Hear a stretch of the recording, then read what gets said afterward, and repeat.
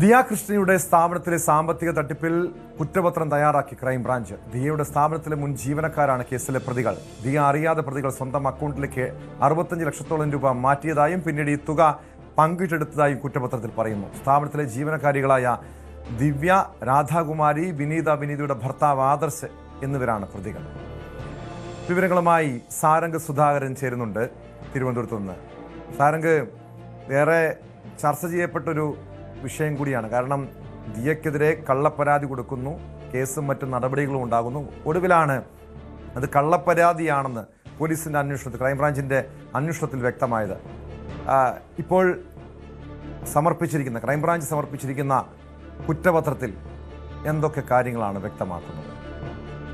അപ്പം തുടക്കത്തിൽ തന്നെ വലിയൊരു വിവാദമായ ഒരു കേസായിരുന്നു ഇത്. കാരണം തട്ടിക്കൊണ്ടുപോയി അടക്കമുള്ള പരാതികൾ ഈ ഒരു ജീവനക്കാരികൾ ഈ ഒരു കൃഷ്ണകുമാറിനെ എതിരെ അടക്കം നൽകുന്നു. അത്തരത്തിൽ വലിയൊരു വിവാദമായ ഒരു കേസായിരുന്നു. അതിൽ പിന്നീട് ആ ഒരു തട്ടിക്കൊണ്ടുപോയ കേസ് ആ ഒരു പരാതിയിൽ അടക്കം കഴമ്പില്ല എന്ന് ക്രൈംബ്രാഞ്ച് കണ്ടെത്തിയിരുന്നു. ഇപ്പോൾ ഈ ഒരു കുറ്റപത്രത്തിലെ വിവരങ്ങളുടെ അടിസ്ഥാനത്തിൽ മനസ്സിലാക്കാൻ കഴിയുന്നത് 65 ലക്ഷത്തോളം രൂപ, അത്രയും പണം ഇവർ ഈ ഒരു മാസങ്ങളോളം എടുത്ത് QR കോഡിൽ ഇത്തരത്തിൽ തിരിമറി നടത്തി. അതായത് കടയിൽ സ്ഥാപിച്ചിരുന്ന QR കോഡ് മാറ്റി ഇവരുടെ സ്വകാര്യ QR കോഡ്, അതായത് സ്വന്തം അക്കൗണ്ടിലെ QR കോഡ് സ്ഥാപിക്കുകയും അത്തരത്തിൽ ഈ ഒരു കടയിലേക്ക് വരേണ്ട 65 ലക്ഷത്തോളം രൂപ തട്ടിയെടുക്കുകയും ഇത് ആഡംബര ജീവിതത്തിന് വേണ്ടി ഉപയോഗിച്ചു. അതായത് വീട് നിർമ്മാണം, ഒപ്പം കാറ് വാങ്ങാനടക്കമുള്ള പല ആവശ്യങ്ങൾക്ക് വേണ്ടി ഉപയോഗിച്ചു എന്നാണ് ഈ ഒരു കുറ്റപത്രത്തിലെ കണ്ടെത്തൽ. ഇത് 3 ജീവനക്കാരികളും വിനീത എന്നൊരു ജീവനക്കാരിയുടെ ഭർത്താവ് ആദർശ് ഉൾപ്പെടെയുള്ള 4 പേരാണ് പ്രതികളെന്നാണ് ഈ ഒരു കുറ്റപത്രത്തിൽ കണ്ടെത്തലുള്ളത്.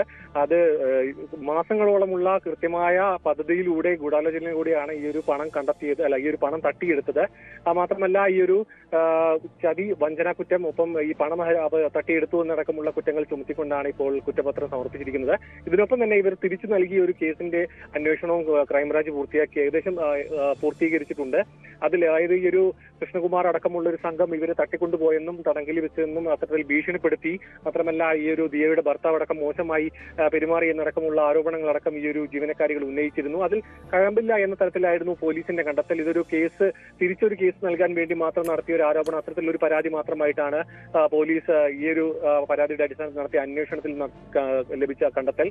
ഇതിൽ കൃത്യമായി ഒരു ഗൂഢാലോചന നടന്നിട്ടുണ്ട്. വലിയൊരു തുക, അതായത് 65 ലക്ഷം എന്ന് പറയുമ്പോൾ 1/2 കോടിയിലധികം രൂപ ഇതിൽ തട്ടിയെടുത്തു, അത് കൃത്യമായി ഉപയോഗിച്ചു എന്നടക്കമുള്ള ഒരു വലിയൊരു കണ്ടെത്തലാണ് ക്രൈംബ്രാഞ്ചിന്റെ ഭാഗത്തുനിന്നുള്ളത്. ഈ ഒരു പ്രതികൾക്കെതിരെയുള്ള കൃത്യമായ ഇത്തരത്തിലുള്ള ഒരു തീർച്ചയായും സാരംഗ്, ഇവിടെ ദിയയുടെ സ്ഥാപനത്തിൽ തട്ടിപ്പ് നടത്തിയ ലക്ഷങ്ങൾ തട്ടിയെടുത്തതുമായി ബന്ധപ്പെട്ട കാര്യങ്ങളിൽ പോലീസ് വ്യക്തത വരുത്തിയിട്ടുണ്ട്. കുറ്റപത്രത്തിൽ കാര്യങ്ങൾ വിശദമായി വ്യക്തമാക്കുന്നുണ്ട്. പക്ഷേ ഇവിടെ ദിയയെ കള്ളക്കേസിൽ കൊടുക്കാൻ ശ്രമിച്ചത്, വ്യാജ പരാതി നൽകിയത്, ഇതിലും നടപടി ആവശ്യമല്ലേ?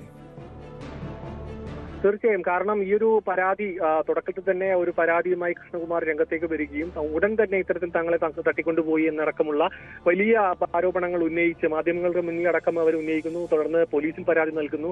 അത്തരത്തിലൊരു മാനനഷ്ടത്തിലേക്ക് കാര്യങ്ങൾ എത്തുന്നു. അതായത് ഇത്തരത്തിൽ നടക്കാത്തൊരു കാര്യം, അതായത് അതിന്റെ വീഡിയോ ദൃശ്യം അടക്കം കൃഷ്ണകുമാർ പിന്നീട് പങ്കുവച്ചിരുന്നു. അതിൽ ഈ ഒരു അതായത് ഈ ഒരു പണം തട്ടിയതുമായി ബന്ധപ്പെട്ട് ഇവരെ കാര്യങ്ങൾ അന്വേഷിക്കാൻ വേണ്ടി വിളിച്ചു വരുത്തുകയും അതിന്റെ വീഡിയോ ദൃശ്യമടക്കം അവർ പകർത്തി വെച്ചതായിരുന്നു. അത് മാറ്റി ഇത്തരത്തിലൊരു കൊണ്ടുപോയി നടക്കമുള്ള ഒരു വലിയ ഗുരുതരമായ ആരോപണമായിരുന്നു ഈ ഒരു 3 ജീവനക്കാരികൾ ഉന്നയിച്ചത്. അതിൽ കൂടുതൽ നിയമ നടപടികൾക്ക് സാധ്യതയുണ്ട്. ഈ ഒരു കൃഷ്ണകുമാർ പരാതിയുമായി മുന്നോട്ട് പോവുകയാണെങ്കിൽ, മാനനഷ്ടത്തിനടക്കം പരാതിയുമായി മുന്നോട്ട് പോവുകയാണെങ്കിൽ അതിൽ കൃത്യമായ നടപടി, അതായത് നിയമ നടപടിയിലേക്ക് കാര്യങ്ങൾ കടക്കാനുള്ള സാധ്യതയുണ്ട്. കാരണം പരാതിക്കൊപ്പം തന്നെ മാധ്യമങ്ങൾക്ക് മുന്നിൽ വെച്ച് ഇത്തരത്തിൽ ആരോപണങ്ങൾ ഉന്നയിക്കുകയും ദിയയുടെ ഭർത്താവ് അടക്കം കൃത്യമായി ഈ ഒരു മോശമായ രീതിയിൽ അർദ്ധരാത്രി അടക്കം വിളിച്ചു, അത്തരത്തിൽ മോശമായി പെരുമാറി സംസാരിച്ചു എന്നടക്കമുള്ള ആരോപണങ്ങൾ ഉന്നയിച്ചിരുന്നു. അതിലടക്കം ഒരു നിയമ നടപടിക്കുള്ള സാധ്യതയുണ്ട്. അതിൽ കൃഷ്ണകുമാറിന്റെ കുടുംബം അടക്കം രംഗത്തേക്ക് വരുമോ എന്ന കാര്യം ഒരു ചോദ്യമായി നിലനിൽക്കുന്നുണ്ട്. കാരണം ഒരു മാനനഷ്ടത്തിലേക്ക് അടക്കം കാര്യങ്ങൾ കടക്കാനുള്ള സാധ്യതയുണ്ട്, ഒരു നിയമവശം അടക്കം നിലനിൽക്കുന്നുണ്ട്.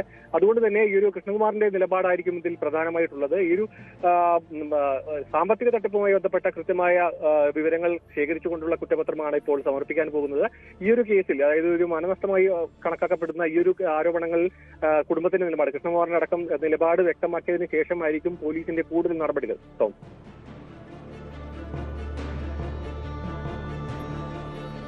വ്യക്തമാണ്. സാരംഗ് സുധാകരനാണ് വിവരങ്ങൾ നൽകിയത്. ദിയ കൃഷ്ണയുടെ സ്ഥാപനത്തിലെ സാമ്പത്തിക തട്ടിപ്പിലാണ് ക്രൈംബ്രാഞ്ച് കുറ്റപത്രം തയ്യാറാക്കിയിരിക്കുന്നത്. ദിയയുടെ സ്ഥാപനത്തിലെ മുൻ ജീവനക്കാരാണ് കേസിലെ പ്രതികൾ.